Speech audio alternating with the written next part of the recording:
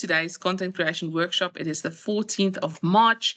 And who of you are ready to learn how to monetize your expertise on Substack? I hope if you're listening in, um, you're in the right place. That's what we're going to do. So I've got Shanika with me in the room. And for those of you that's going to still come into the room or that's going to catch it on the replay, thanks for being here.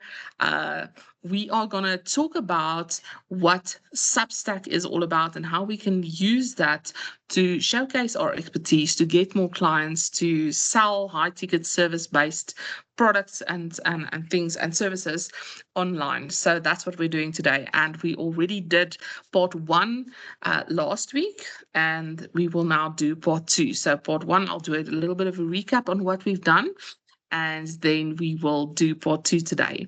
So for those of you that don't know me, I'm Jana Retoy. I am a faith-based business strategist.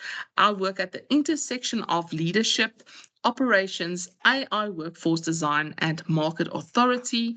And I partner with faith-based female founders and leaders that are scaling their service-based businesses, typically between 5 to 50K months. And I help them with brand clarity, go-to-market strategy, revenue systems, infrastructure, and AI integration so that they can build influence and legacy for Kingdom Impact. And I help them by designing AI-enabled, operationally disciplined operating models that scale with integrity, clarity, and peace. So, why are we talking about Substack? That's a great question. So, I discovered Substack only in December. So, I've seen people sharing Substack articles here and there, and some of my influencers or the people that I follow, my mentors, on talking about their Substack accounts. But I never really paid attention because I felt like, oh my goodness, not another platform. I really can't, like, I'm on LinkedIn, YouTube, Facebook. I'm on WordPress, like not another platform. But for some reason in December, I had some extra time. And when somebody shared something, I can't even remember who it was or how exactly I got on Substack. But I came to Substack and then I thought, wow, this is actually nice. And I was starting to read through longer articles and I was seeing that, hey, there's some real thought leaders on here, some quality people. I'm reading some great articles, and I was intrigued. So I started looking at, how does Substack work and how do they monetize? And I immediately saw, oh, we can monetize our audience. You can send out emails. You can send out all kind of different things. And I thought by myself, wow, this is interesting. What if I just tested it for a few days and see what happens? So I did some tests and I threw out some articles just to see. I said to myself, okay, throw out 10 articles, see what happens, and see if it's starting to build traction or what's going to happen and what the capabilities are. So then I realized, oh, every time I send an article, it gets sent to my subscribers' inboxes. I didn't even know that. So I'm like, okay, cool. So this works like an email provider for people who maybe don't have an email provider yet. Because at the time, I was wanting to release a weekly newsletter, but for me to be consistent and to do it like a blog, I wasn't really finding my feet. I do have Go High Level, but just as a business owner, for me, it is just, there's so many things that we need to do. And a newsletter was one of the things that I wanted to do, but it's like, it never really got to top priority for me. So I saw Substack as a great way of building my newsletter without it being such a drama. It does it automatically when someone subscribes. I can subscribe someone from my email list to this newsletter, and whatever I write goes automatically to their inboxes. So I thought by myself, well, this is great because this is going to save me some time. So that's why I started getting into Substack. And the more I dove into this platform, the more I was pleasantly surprised, and the more I realized, hey, this is a thing. People are joining, and I saw, okay, there are millions of people on Substack already, and more people are coming in droves. And I just realized, hey, this is an opportunity that is not to be missed. And we all know that the early bird catches the worm.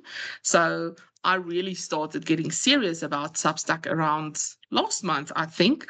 And I started telling all of my clients and all of our prospects about Substack. And now I'm like a Substack advocate. You would almost say I'm an affiliate the way I'm promoting Substack, but I'm not. I just really love the platform. I love what it does for us as creators. And I love the time that it saves me as an entrepreneur.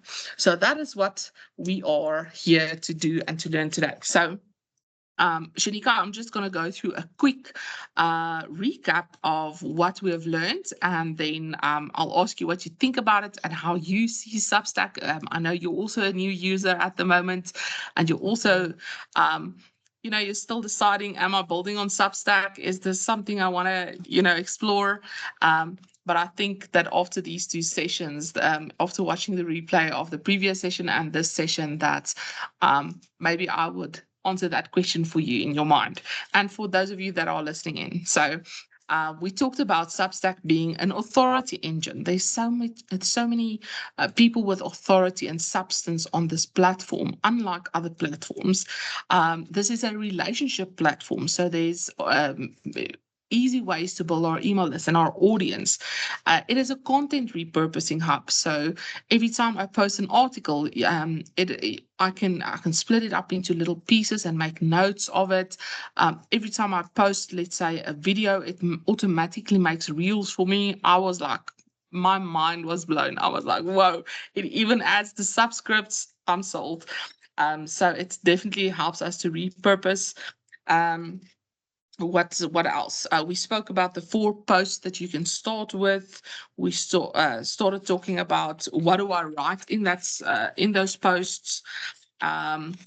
We said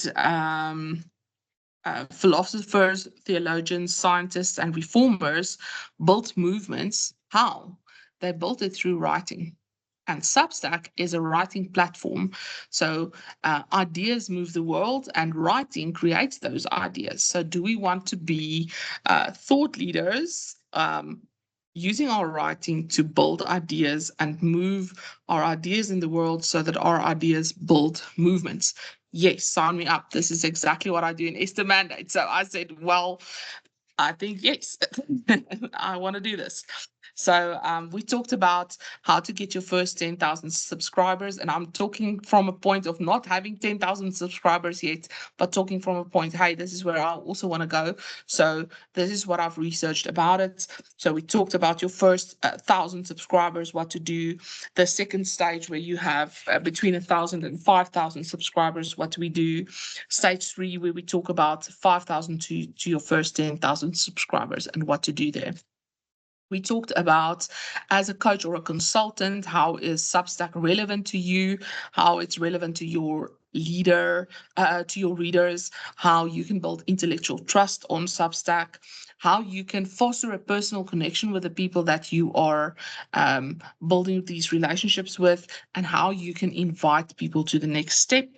We also talked about how we can actually frame what we're writing on Substack, and that we're not just writing about our competence. We need to share our character. We need to share our Christian worldview. We need to talk about the bigger picture. So we shared all of that. And we also talked about clear positioning. So when you start your Substack, have a clear idea of who you're writing for, specifically the ideal client, what you're writing about. So where are you taking them? What is the promised land for them? And then the how. So what problems do you solve? What frameworks do you have? How do you help your people to get from point A to point C, the promised land, and everything in between? So that's what we did in part 1. And today we're talking more about how to do recommendations, how to do guest essays, how to do conversation ecosystems. We're going to talk about monetization and retention, and how to connect your Substack to your main email list. So that's the things that we're talking about today. So Shanika, talk to me about your first impressions of Substack and what you think about it before we get into all of this. So for me in Substack, I was initially, I was like, okay, I'm so excited. Ooh, I can build my email list again. I can share. I used to have a newsletter that when I used to have, what's my old website. I can't remember at the time who I went through, but I used to do my devotions and release them every week. So I was like, oh, I can get back to it. I'm excited. I can even help, build my business as I'm building my website through Substack. And then when I got on there, I'm setting up the platform, and I'm like, okay. And I set it up as far as not for my ministry yet, but just for the business aspect of it. And so it's like I got in the rhythm at first, and then came to a halt because I had a little confusion where I was like, okay, coming from my phone, from the phone to the actual PC is a little different. And so I was like, okay, do I do a note, or do I go back to where did I go to actually release my first welcome? So I became a little confused because I did not study Substack before. I just went straight in. I downloaded it, and I just went in and plugged in the information. Something is, yeah. But yeah, and so it's just like I believe that it's like getting a when you buy something new or you get a new device, we get excited. We go in and like, okay, we don't look at the instructions or look at some videos to kind of get a better Yeah. understanding of the do's, the don'ts, or how to ride this way or that way, and how people are actually receiving it. And so for me, I need to learn more so I can get better at consistency and knowing when to implement a note, knowing when do I do the pay, to start getting seed sown into the subscriptions, like how many followers do I need to get to do that? I know I first need to get more consistent. So I'm just at a halt right now. I did release something last week, but I want to get more consistent with the flow. And I believe once I get a better understanding of how the system, um, just how the algorithm is and how it works. Yeah. I know it's email subscribe, but I'm also receiving other people's Substacks that I didn't even sign up for. So I'm getting notifications from other people daily, and I'm like, I didn't sign up for that. So Yeah. how am I getting What's this? up with this? Yeah, exactly. So yeah, that's where I'm at. Yeah. Well, yeah, I think, well, it sounds like you had the exact same kind of beginner's experience that I had, because when I looked at Substack, I was like, well, this is actually great. And I actually just Hmm. also dove in. I didn't watch a tutorial before I started. I just started Hmm. filling in stuff, adding some Hmm. pictures, writing things, and also subscribing to people that I found interesting on the platform. And then about a week and a half in, I'm like, my inbox are flooded with people. I don't know Hmm. where they got my email address, but like my email inbox is inundated with weird things. I don't even know where they came from. And I was like, what is going on? And I was trying to find out what have I done. So I realized that, hey, everybody that I subscribe to, their stuff now comes into my inbox. So that's created a bit of a mess for me. So I was looking at where can I unfollow them now, because like I don't want all of these things in my inbox at the moment. Like I like these people, they're nice, but like I Hmm. still need to get to know them and decide whether their things are worth my while. So I don't want to just get all their things in my inbox. So I was trying to look at where do I unsubscribe to these people, and it was hard for me to figure that out. And then I realized, hey, there's a difference between subscribe and follow. So when you subscribe to Hmm. someone on Substack, their stuff comes to your inbox. So all of their articles comes to their posts comes into your inbox. When you only follow, then nothing comes to your inbox. So take it from me, we follow first, and then if we're really interested, then subscribe. Don't do like Shanika and I and just subscribe left, right, and center, because you will mess up your email inbox. So Hmm. that's the first blunder I also had, same as you. And also I was also confused in the beginning as to how, like, do I write a post, do I write a note, what's the difference? And then I also said saw there's a chat. So what do I do with all these things? So um, the first thing is, when you write a post, it is normally a longer letter, and that gets sent to your email subscribers. When you write a note, it's more like Twitter. It's a short idea or a short thought, and that comes up in the feed. So if someone clicks on their home, they will see the feed with all these notes from people, and that the notes is what people use to actually promote their bigger articles so that people can discover them. So if you only write posts, which is the longer ones that gets into your subscribers inbox, new people won't necessarily, you will get here and there, you will get some people happening upon your stuff. But if you really want people to start seeing you and notice you, you need to write a few notes. So a few thoughts here and there, or pulling out some of the paragraphs of your main article and then linking back to your bigger article. So that people can, get interested. It's attracting people through the notes, and then the nurture happens in the subscribed posts. So that's the difference. And also, Nice. I was really confused about the payment. So I was like, everyone I subscribed to, I saw, oh, there's different layers. And do I Mhm. subscribe, pay them, or do I just pledge support, or what is up with that? So there is definitely a place where you can toggle on payments, or just being a free newsletter at the moment. So you can set the price. You can say, do I want to monetize right from the beginning, or do I want to wait a little bit? I decided to wait a little bit because I'm in South Africa and we don't have Stripe. So for me to monetize my Substack, I will have to have an external, I will sell my external services and things through email eventually, but not like directly on Substack. For someone that's in America or in a place where you have access to Stripe accounts, you will be able to activate your payments portal immediately with a Stripe account, and then you can set the price of what needs to happen, and then also you decide on what you release goes to where. Does it go to your free subscribers, or does it go to your paid community?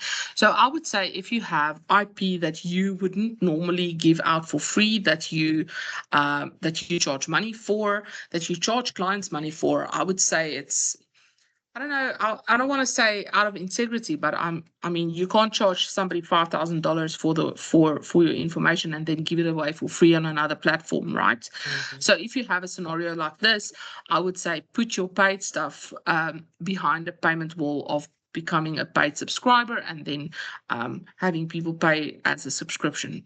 And this is a great way for us to monetize our audience as entrepreneurs, as service providers, as influencers, because if you're on other social media, yes, you get paid these little stipends through Facebook and YouTube and whatever, except for if you blew up and you're a great big influencer and you've got millions or thousands of subscribers, you get so little money. But I love the fact that Substack gives us that power back as creators, and Substack doesn't take the money for themselves. They take a cut of what you make. So it's in their best interests to promote your work, because the more you get paid, the more they get paid. And I love that model. That makes sense to me. So I love the way Substack is setting it up. I love the way Substack is also not promoting automations and workflows for the same reason that if you look at LinkedIn, if you look at Facebook, we're almost talking to bots there at the moment, because like Mhm. all these big creators, they just set up all their bots, and the content is just flowing. So us, if you're a creator that creates from scratch, and you don't have all these automations, for us to compete with all these big creators who are putting out 30 plus posts a day, um, we still have a life. We still have families. We can't be Mhm. posting 30 times a day on Facebook and LinkedIn to stay relevant. And now we're competing with AI. We're competing with bots that are consistent all the time. They are, uh, they're just excellent compared to our human flawed way of doing things. So what I love about Substack is you can't automate the notes going. Some people use apps, but they say in Substack's user agreement that you're not allowed to actually use any apps to schedule anything on Substack. And I love that, because it keeps it real. It keeps it authentic. I see the level or the quality of the things that I see on Substack is much better than on the social medias that I'm accustomed to and used to. So um yeah, so uh right, let's talk about how we can build a library of entry points into your thinking. So let's talk about three things. I want to talk about recommendations. I want to talk about cross posting and guest essays, and I want to talk about conversation ecosystems today. So, number one, recommendations. So, when you have your Substack, there is a way for you to say, hey, I recommend this newsletter or that publication. So, what I want you to go and do is go on your Substack and identify 10 neighbor newsletters. So these are newsletters that is adjacent to what you do. They're not necessarily your competition, but they're in the same ecosystem as the type of clients that you want to serve. Okay, so that is called neighbor newsletters. And I want you to look at people that is maybe 10x more that has maybe 10x more subscribers than you do. So if you have 10 subscribers, go and look for someone that's got 100 subscribers. If you are someone that has 1,000 subscribers, go and look for creators that has 10,000 subscribers, and upwards and onwards. So we are looking for 10 neighbor newsletters that has 10x the amount of people that you have that you can recommend to your subscribers. And we are going to start engaging on their newsletters and their publications and their notes so that they can start noticing us. They see us around. They are starting to take notice of us. We are becoming part of their ecosystem. And then I want you to reach out in a message saying something like, hey, whatever, our audiences overlap quite a bit. And I'd love to recommend your newsletter to my readers, and if it feels aligned, you're welcome to recommend mine as well. So our audiences overlap. So it's a win-win for you and for that creator. I'd love to recommend your newsletter to my readers. And if it feels aligned, so I'm going to do this thing for you. And if it feels aligned, could you do the same for me as well? Could you recommend mine as well? Because as I grow, you will grow. And as you grow, I will grow. So it's a mutual win-win situation. Okay. So that is the recommendations. Then we get guest essays. So I was wondering when I was reading up on this guest essays, because remember, I'm also still learning about Substack. I don't know all these things.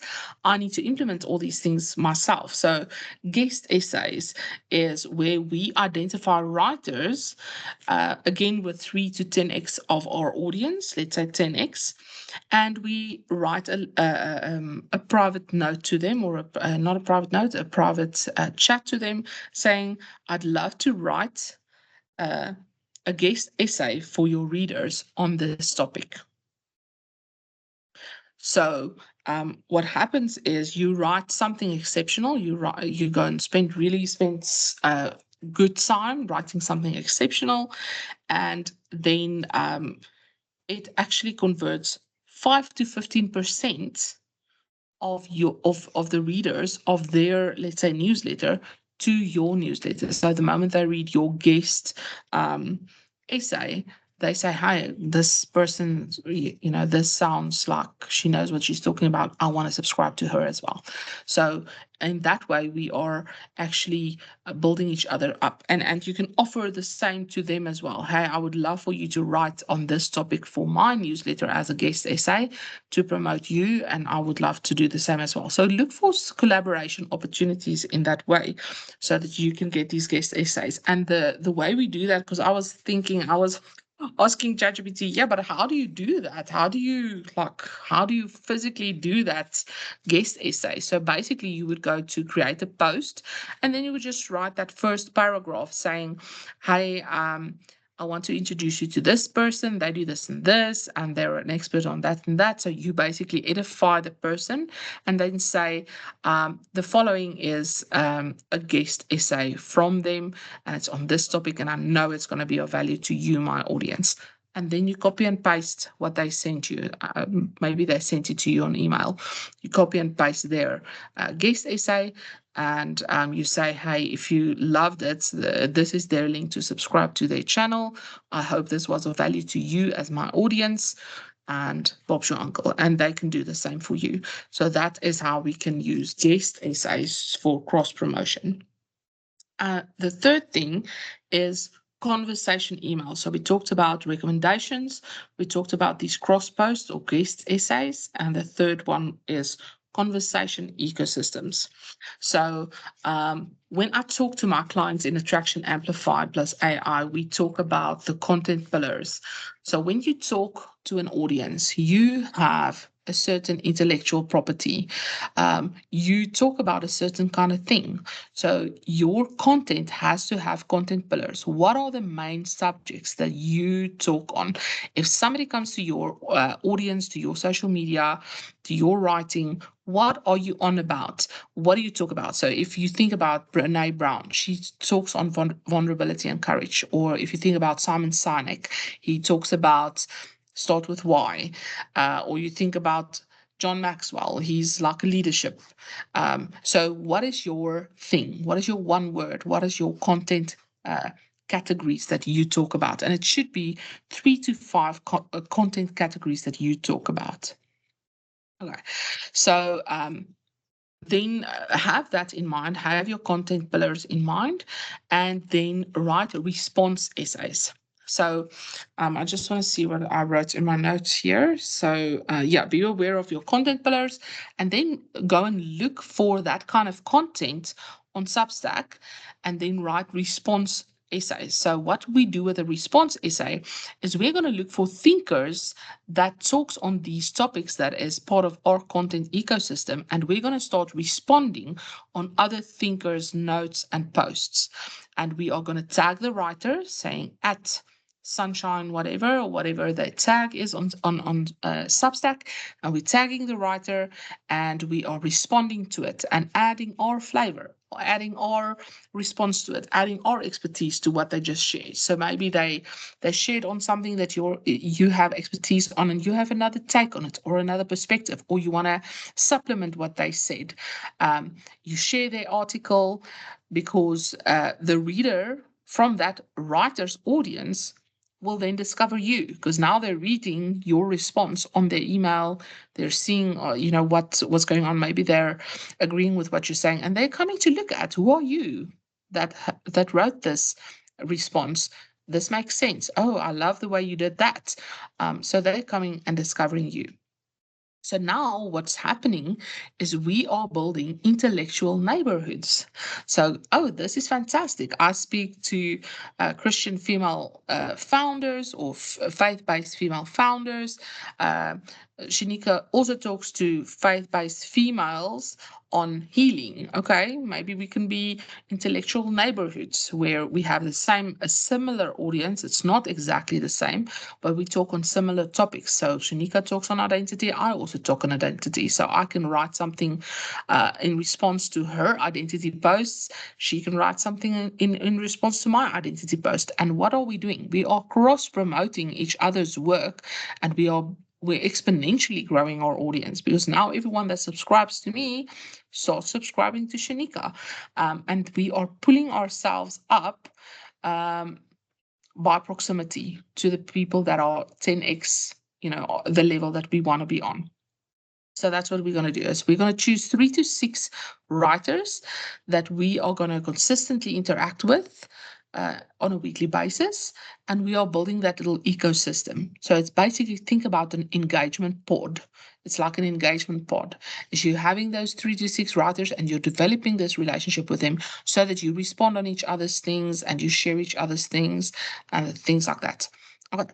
So you can also create a recommended reading list for your audience. So you can write a post saying, hey, these are all the writers that I actually enjoy, or these are the articles that I had to save, or that they were so good I had to print them out. So I'm starting a list like that. These articles were so good I actually printed them out and I highlighted them, or I had to take a week to digest this article. And one of those that I loved was by Dan Coe, and that's why I recommend Dan Coe's newsletter. So I love Dan Coe. I've been a student of Dan and Co. Yes, I don't believe with I don't share his worldview. He's like into weird stuff, but I love his intellectual property around business. So again, eat the meat, spit out the bones.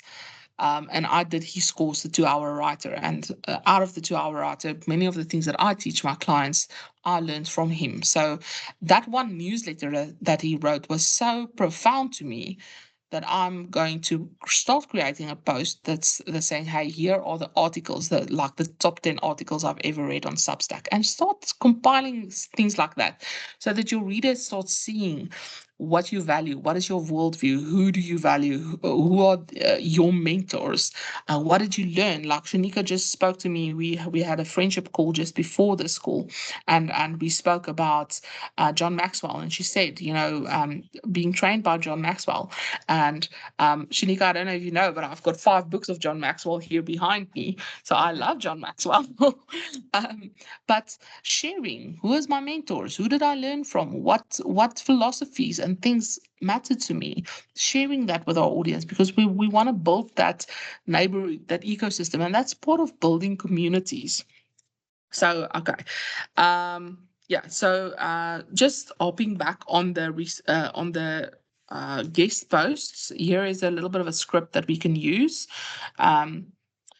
We can say guest essay, and this is the topic. Today's essay comes from the name who writes about this topic. After the article, include their bio and their subscribe link, so both writers are promoted. So the topic, from who is it, what do they normally write about, and then at the end of their article, their bio and a subscribe link to their channel. And then both writers actually promote that same post. So when you agree to a guest posting, they need to promote it, you need to promote it. So if someone guest writes on yours as well, you promote theirs, or they need to promote yours as well. So you both promote that same article, so that it boosts the algorithm, it boosts the engagement rate, so you can get more people to subscribe. So you share it in notes, you post on your social media, they post on their social media, and you also link that article in your future posts. So that's something I learned from blogging, is backlinks. I don't know if you know what backlinks is, Shanika, but the backlink basically is when you write a blog or an article and you link back to one of your previous posts. And it's so clever because not only are you getting your person to read your article, they're also clicking on the previous article. So it builds this momentum of people reading and going back into the archives and reading things that has been posted like maybe years ago, but you're bringing it again to the forefront of their mind by linking that article inside of your new articles. And it creates a bit of a network, and it's also easier for SEO and for AEO, search engine optimization and artificial, or I don't know what AEO is, but it's basically AI, SEO, to understand what the network, what the IP is, your intellectual property, and where everything fits into this ecosystem of what you are creating for your business. Right. Any questions so far, or aha moments for you, Shanika, with what I've just shared about these things? Um, I would say the aha moment would be, I think it's genius to find others who are in the similar niche, um, as yourself, and to collaborate. I think Yeah. that is wonderful to be able to have the guest essay, and that's genius. And so Yeah. I've been taking notes over here. And so, Good. as much as I can, I probably go back and watch the replay to get more detailed notes. But I think this is genius, to be able to do after me getting a better understanding of how the flow goes. And I believe once I get the better understanding of the flow itself, as I watch the previous teaching that you've done from last week, and implementing this, Substack is going to be outstanding to use. Yes. I know, I know. The more I know about it, the more I get excited about it because it really is an answer to my prayers. So yeah, great Mhm, takeaway, Shanika. Building not only our IP and our intellectual property on a thing that doesn't disappear like social media. Social media, you spend all this time writing these posts that disappear within 5 minutes, and nobody mhm, comes back to these posts. Nobody references it again. mhm, Nobody sees it again unless you repost it. But on Substack, people can search it on, so they search it on Google and then they find your articles. mhm, That's brilliant because it builds compound, that compound mhm, effect. That is what it's all about. So we're not losing our IP. We are actually containing our IP. We are bringing people back into the fold. We are creating community. We are building collaborations. We're building relationship with people that could potentially be your best next business partner in the next 10 years. So I really love Substack. And like I said, I'm absolutely an advocate for Substack. I can't stop talking about it because it's making such a difference in what I do and even my week as an entrepreneur. So um, I love Substack. So okay. So let's talk about monetization. So the interesting about Substack, and this is a fact that I pulled from my 8-figure mentor that I follow, Kelly Roach. And she says that paid readers convert 3 to 5 times higher than free readers into our higher ticket coaching programs and service programs. So maybe if you have a course or a book or you have a coaching program, paid readers on Substack convert 3 to 5 times higher because they are already paying you. So they're already paying you a little stipend. Let's say it's $80 a year or whatever the subscription is that you set it to. So they are already used to paying you for services. They're already paying you for your knowledge, your expertise. So it's easier for them to make that buying decision. Someone who's willing to spend $1 is willing to spend 10 or $1,000 or $10,000 at the end of the day. So that's for me is interesting to know. And then as far as retention, and this also comes from Kelly Roach, 80 to 85% of people that subscribe to you on Substack will stay. So Substack has an 80 to 85% retention rate on your audience, which is brilliant. That means we don't have to keep finding our first 1,000 subscribers. It's going to start compounding. It's going to start building momentum. And that's what we need as service providers at the end of the day.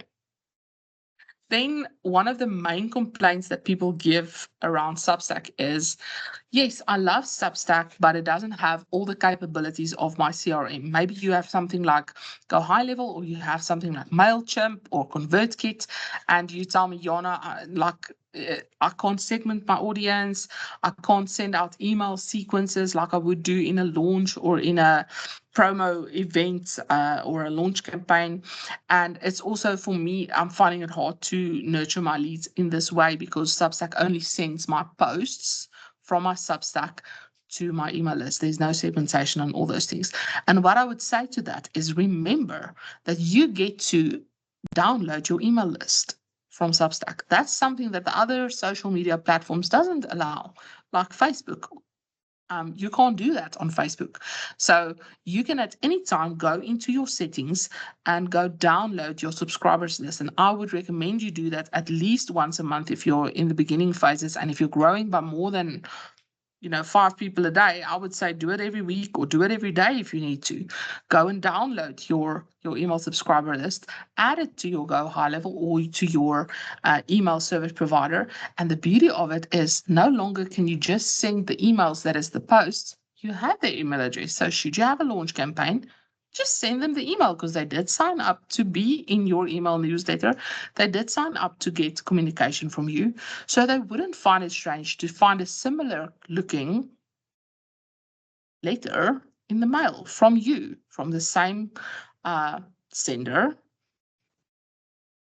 talking about a launch or talking about something different. So I would say just combine it with your CRM that you currently have. Don't give up on your CRM once you do things like nurture sequences, segmentation, that kind of thing, workflows and automations. But use Substack as an easy way to get started. Because I know as an entrepreneur for years, I've been intimidated by email marketing because I didn't know how to really set that up. For me, it was technically difficult and I didn't know how to do that. So if you're listening in right now on the replay and you're like, I don't even know how to set up an email newsletter or how to notify my people that I'm going live, just start a Substack, honey. Because when you write a post on Substack and people subscribe to you, it's sending them the thing. So even if I schedule a live, it gives me the options to say, do you want your subscribers notified that you scheduled a live? Yes, please. Do you want to let them know just before the live starts or as the live starts by email? Well, yes, ma'am, I do. So Bob's your uncle. There you go. No more problems, no more issues. Just write a post on your Substack or go live on Substack saying, hey, we're here. We're gonna start the launch in about 15 minutes. Make sure you're on the platform, blah, blah, blah, all the things. And it sends out the whole email list. Sorted. Okay, so if you don't have a CRM or something like ConvertKit or MailChimp yet, Substack is definitely the answer for beginners as well. So yeah, that's what I love about Substack. Let me see. Then there's some rapid fire things that I wanted to share with you that I still wanted to share with you on Substack. So this all comes from, this is something different. I think I did share everything already. Okay. Okay, cool. So I think we shared everything I wanted to share with you on Substack.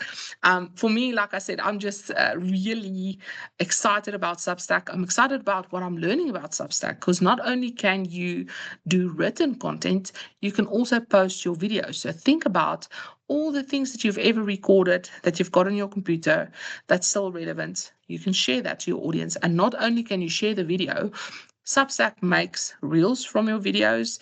Substack puts the subscripts on. Substack even creates promo posts like Canva, and you can share it with your audience on all your social media. So it's just it just helps you to build your audience because now you don't have to have Canva, you don't have to have all other things. So it's all in all a beautiful thing. Like you don't have to have OpenSlip, you don't have to have a CapCut. You probably don't even need to have Zoom. So if you're someone that just teaches, like I just realized from last week's live that we did. So like I said, I'm learning alongside you guys. I just learned from last week's live that, hey, you can't invite everyone like a workshop, like 8 people into a room on Substack. You can only invite 2, and then they're the collaborators on the live. So I'll still do what I'm doing now, using Zoom or using Microsoft Teams to do your meetings, to do your training, and then posting it afterwards on Substack. But if you know you're a teacher like Shanika, I know you love releasing prophetic word on your social medias, then I would say go live in Substack because you go live in Substack and then it asks you, do you want to post this on LinkedIn as shorts? Yes, I do. Do you want to post this on YouTube as shorts? Yes, I do. Do you want the original to be posted to your YouTube? Yes, I do want to. And then you just toggle it on and you connect your social medias and it does it. You don't have to go and upload. You don't have to go and edit. You don't have to go, you just approve. Hey, I like this reel and I don't like this reel. Delete this one. Yes, send that one. Then it sends the main teaching to your subscribers as a post, as an email. It sends it to your LinkedIn. It sends it to your YouTube. And then you can also just download the reels and post it to Facebook. That's what I've been doing. And say, hey, if you want to see the full article, I just posted in the comments. If you want to see the full thing, just click on the link and subscribe to my Substack. So for me, it just pulls in my whole audience from everywhere and it centralizes them, something I've been wanting to do for the longest time because I've got, as an entrepreneur and a multi-passionate person, and I've got ADHD as well. So, my things are everywhere online. I think if I had to delete my existence on social media and on the internet, it would probably take a private investigator 10 years to do because I've got things everywhere. So I just really love Substack and using it, and it's been a pleasure using it so far. And I'm excited for what I'm still going to learn on it and how it's going to affect my business. One small thing that I can share with you is how it affected my YouTube channel, and I wonder, let me see if I can share with you my screen. I'm just gonna open up here quickly. Um, I was looking at the analytics of my YouTube channel, and I was pleasantly surprised because I haven't been, like I said, I only really got serious about last month with my Substack, and it's just really been blowing up on my Okay, let me share this part. Okay, just figure out how. Or share. Where do I share? Share screen. Okay, so if you look at my YouTube channel, YouTube just recently let me know, oh, you have your first 11,000 views on your YouTube channel, and I was very happy because I only have like 57 subscribers, and I've got over 200 videos on this YouTube channel. So I'm like, please, Lord, let something happen here. You know? And since I joined Substack, I think the last 3 times I have shared the reels, 3 or 4 times I've shared the reels on my on my YouTube from my Substack, and you can see how it climbs there. This is now my lifetime. So I started this YouTube channel in 2023, and you can see the spike. This is the highest my views has been since I started my YouTube channel. You see there, it's at 1,200. Nice. So, and I think that's per day. I'm not sure. But I mean, you can definitely see the spike. Let me just move this. You can definitely see the spike, and this is due to Substack. So let me just move this thing around so you can see. So you can see the spike there at the end. And it's all due to the reels that Substack now automatically posts on my channel. And if I look at my channel, let me see if I look at my content. If I go to my content, I'll show you there's not many. I think we started here with Substack, and you can see Substack even creates this little thumbnail for me that looks so cute and so cool. And the shorts, all these little shorts, Substack made it. All these little shorts. And go and look at the viewer count Nice. here.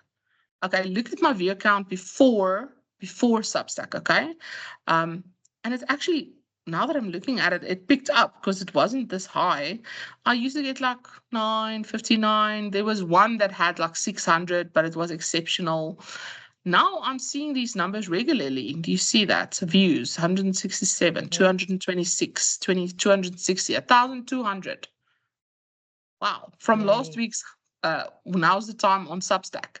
Okay. And Sarah was with me in the room. So I definitely see Substack working for us and really become something um, substantial for us in our businesses real soon. So I would advise everyone just join Substack, even if you like fumble around like me and Shanika in the beginning.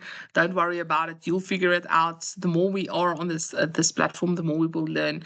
And don't see it as just another platform. See it as the platform that's going to save you so much time, that's going to start creating money for you as a creator on social media and on the internet, without too much of a hassle.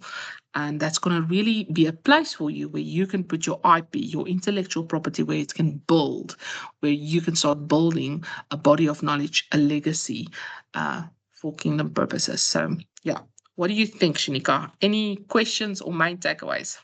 I do have a question. So with Substack, I have my business set up, but is it possible to do another channel for my ministry so I can like do my prayers? And if so, how do I add that? Because I want to leave my business just for the business informational piece, sharing that, but I also want to be able to utilize it for my ministry arm and to be able to flow in that spectrum as well. So how would I For sure. go about that?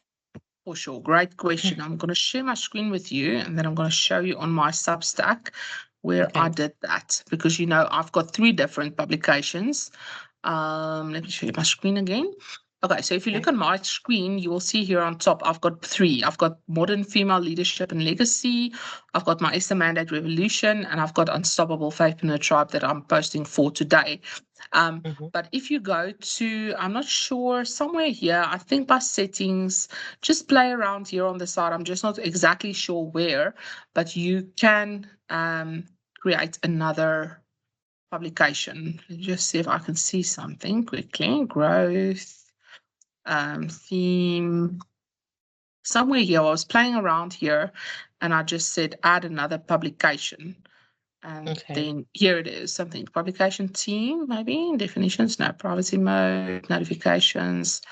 Um, yeah, just play around and look at there. But I created three different publications. Now my Okay. homepage still talks about the first publication, so I still probably need to fix the homepage so it can encompass all three publications. But each and every newsletter is on its own. So if I click on Modern Female, so it's got its own statistics, it's got its own posts, it's got its own notes. So I just toggle here when I want to write for the publication that I'm busy with. So if you look at this Okay. one, and you can see this Modern Female Leadership and Legacy was the first one that I started. So if you look at my stats, all-time stats, 25 subscribers here. One person pledged revenue because I made it free, and I've got 747. And you can see it growing slowly but surely.